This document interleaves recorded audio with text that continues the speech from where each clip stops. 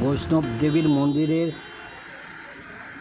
মাকে দর্শন করে বাঁ দিকে সরু রাস্তা ধরে এখন আমরা মোটা বাবার মন্দিরের দিকে যাচ্ছি।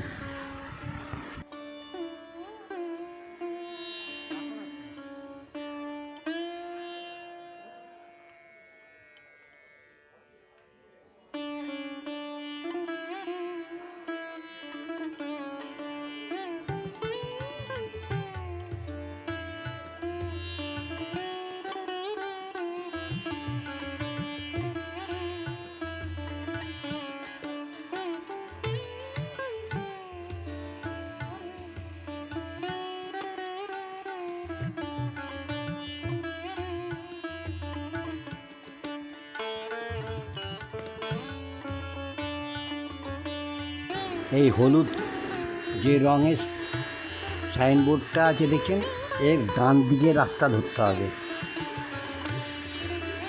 এই দেখুন, এই ডান দিকে রাস্তা ধরে আমরা মোটা বাবার মন্দিরের দিকে এগিয়ে যাব। এই আমরা মোটা বাবার মন্দিরে এগিয়ে যাচ্ছি।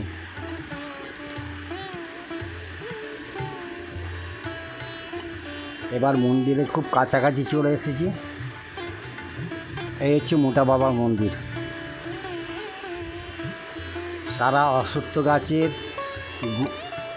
শিকড় দিয়ে মন্দিরটিকে জড়িয়ে রেখেছে। দেখুন, এই দেখুন, সব অনেকে মানসিক করে যায়, সব ইট বেঁধে রেখেছে মন্দিরের গায়ে।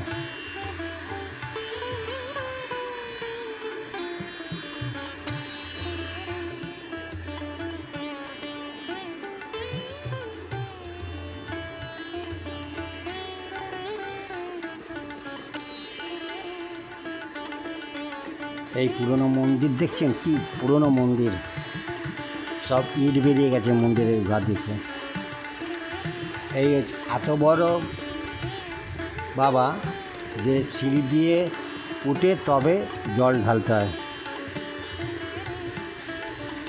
এই হচ্ছে মোটা বাবা, এই হচ্ছে মোটা বাবা ভোলা মহেশ্বর, হর হর মহাদেব।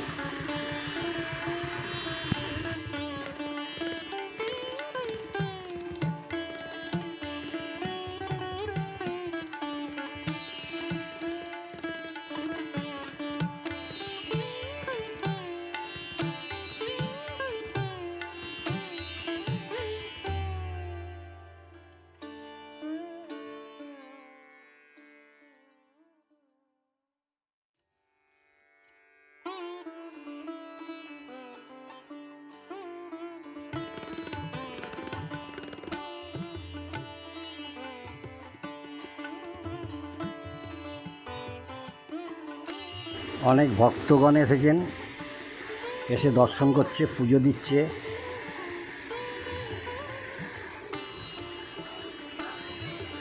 এটা নিমতলা শ্মশানের পাশে একদম ভূতনাথ যে বাবার মন্দির আছে তার উল্টো দিকে যেতে হবে।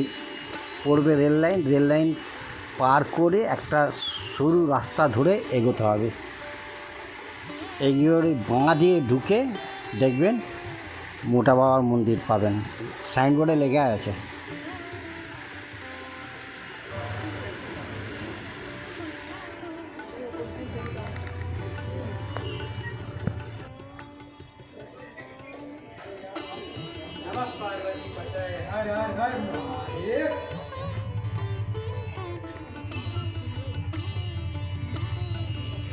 দেখুন, অনেক ভিড় হয়ে গেছে, অনেকে এসেছে দর্শন করতে।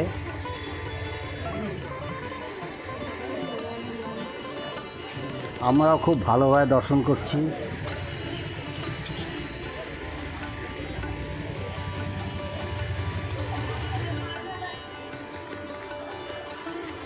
এবার আস্তে আস্তে খুব ভিড় হচ্ছে বাবাকে দর্শন করার জন্যে। আমরা মন্দিরটি পুরো ঘুরে দেখলাম। দেখুন কত ভিড় হয়ে গেছে, দেখুন।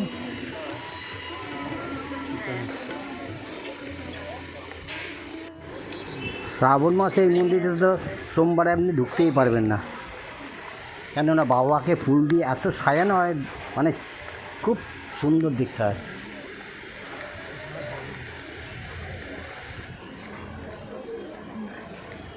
সারা মন্দিরটিকে ফুল দিয়ে সাজানো হয় এবং এখানে শঙ্কর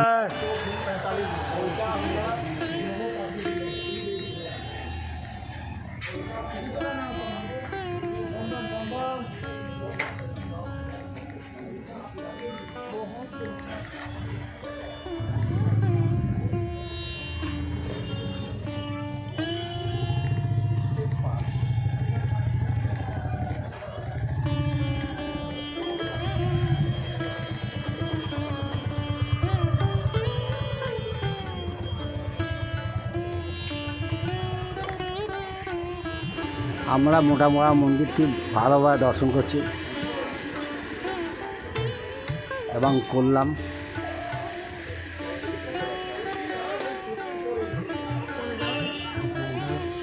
যত সময় হচ্ছে সব মানে বিকেলবেলা থেকে প্রচুর ভিড় হয়, সন্ধ্যাবেলা সন্ধ্যা আরতি হবে এবং কত লোক জমে গেছে।